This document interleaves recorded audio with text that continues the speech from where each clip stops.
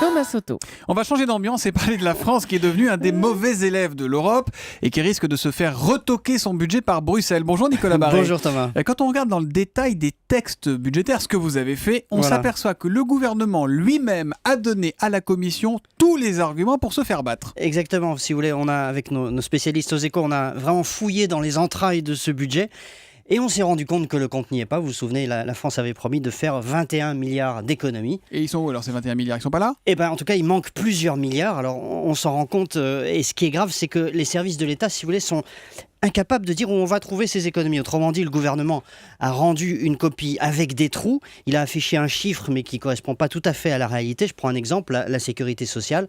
On promet à peu près 10 milliards d'économies. Il en manque 2 ou 3. Attendez, ça veut dire que sur l'emballage, on a marqué budget 2015, on fait 21 milliards d'économies. Et Exactement. Quand on fouille à l'intérieur, on ne les trouve pas. Il en manque quelques-uns en tout cas. Il manque au moins 2 ou 3 milliards, par exemple, sur la Sécu. Alors le problème, c'est que ça se voit et que le Haut Conseil des finances publiques, vous savez, qui est cette nouvelle instance qui est chargée de noter le budget, a mené son enquête. Ils ont posé des questions à l'administration. Ils ont même posé des questions par écrit.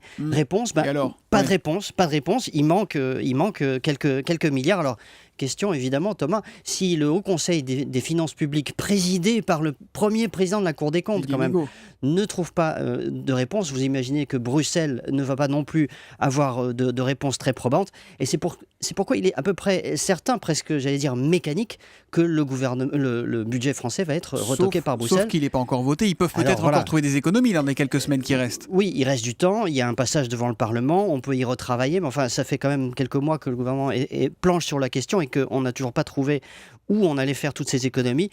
On donne aux partenaires européens l'occasion de dire une nouvelle fois, c'est français, ils parlent beaucoup, ils promettent des tas de choses. Publicité mensongère. Et puis il ne faut rien, ce qui est quand même un peu dommage parce qu'il manque juste un peu de courage politique pour éviter de tomber si bas. Et puis surtout, il faudrait qu'on évite ces sanctions qui nous pendent au nez et qui pourraient, là pour le coup, nous coûter très cher. Parce que ça se chiffre là encore en millions d'euros, si jamais ils sanctionnent. Même plusieurs milliards. Même. En tout cas, c'est à partir du 15 octobre que les instances européennes commenceront à examiner notre copie budgétaire, l'actuelle, celle qu'on leur fournit. On va donc être très vite fixé. L'édito écho de Nicolas Barré, directeur de la rédaction des Échos, c'est tous les matins à 8h10 sur Europe 1. À demain, Nicolas. À demain.